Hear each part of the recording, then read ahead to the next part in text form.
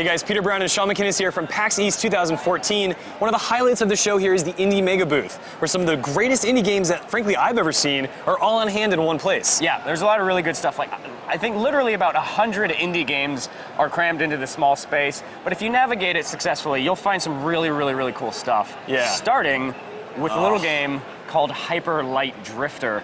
Now, this is probably the one game that if you could pick a sort of like most talked about indie game of show this year, it's probably going to be this one. It's at least the one whose line has swelled up the most. It's just gorgeous, visually stunning type of game where you don't really even need to play it to be floored by it. But if you do actually play it, what's it like? Oh, it's so easy to appreciate the movement of your character. So it's almost like a top-down action game, and essentially you're this little sprightly guy, and yes, he's a sprite, but he moves really fast, and he's got a few different abilities, and essentially you're facing off enemies. It sounds really generic, but really, you're allowed to, zip to and fro. It's a 2D game that's like top-down, but there's verticality involved somehow. They've worked that in there.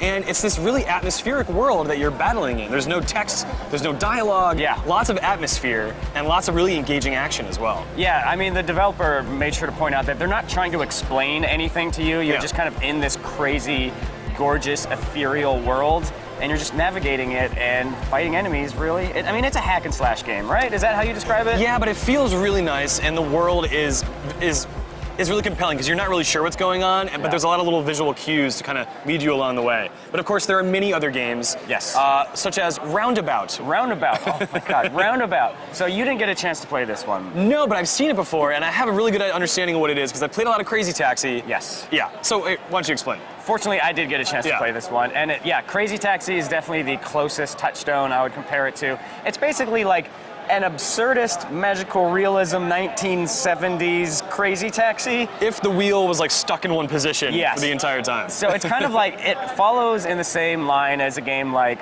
Surgeon Simulator, where it has an intentionally kind of like almost awkward kind of control scheme at its core, which is the fact that you are driving a big limousine that's always turning to the right. Yeah, so you're constantly just like driving in circles, trying not to hit other cars. Yeah, you're trying not to hit other cars, and it's an open world, so you're navigating through streets and side streets and alleys sometimes.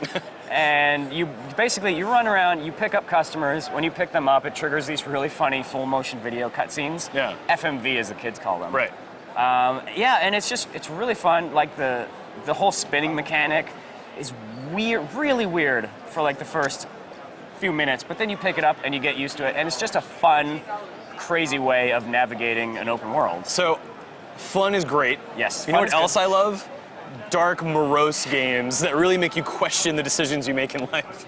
Yes, such as Gods Will Be Watching, which is an adventure game through and through. Well, it's a point-and-click game with little vignettes, right? And so you basically are presented with these scenarios where the people's lives sort of hang in the balance of your decisions. And it's not so much a binary system where you say, okay, you live and you die. You're basically trying to keep everyone alive, but you have the option to kill people if it'll benefit the group. Yes, So there are different like vignettes they were showing on different days. We both did the survival one. Yes. Right? Okay. Yeah. So basically, like in this case, you and a group of survivors are on this really harsh alien planet, and you're all just kind of hanging around the campfire, and you have really limited supplies. Morale is a huge issue, and you are the guy in charge, and you make the decisions of what you do, and you only have like, I think about 5 or so actions within a particular day. Right, yeah, and as it shifts, from night to the following morning, the results of your actions, you're told like, okay, well, you didn't really give John the pep talk he needed, or you didn't give Melissa the cure to the virus that's permeating the world, and now she's dead, and John ran off into the woods because like a madman, and probably isn't going to come back. Yeah. And John was the guy who could create the cure for the virus. Yes. So now everyone could succumb to this illness. Yeah. It's just one of those games where you're just constantly racked with guilt over the decisions that you've made, but you carry on because there's still hope for survival. You have the best intentions, but ultimately you feel like a piece of shit. Yeah, exactly. And finally, another dark game that's not quite as morose, just dark in general, is a game called Below. Yeah. This is from Capybara Games. It was exclusive to Xbox One for a point in time. They recently announced a Steam release, which I think is wonderful. Yeah.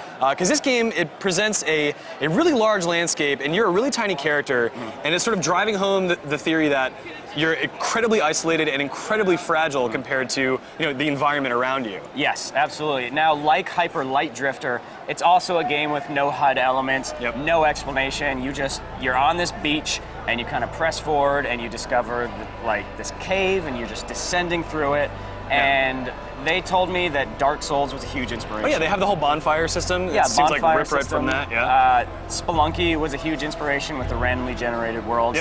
And it's tough as nails. It's really, really gorgeous. Yeah. It's just atmospheric. Yeah. So there you have it. That's a light sampling of There's some of so our... many more. Yeah, there's a whole lot more. And in fact, we're going to be covering them on GameSpot.com. Yeah, so pay attention to GameSpot.com. We've got a little PAX East banner up on the top. Click on that to find more coverage of indie games and great AAA stuff from the show floor. Once again, this is Shaun McKinnis and Peter Brown. Thanks for watching.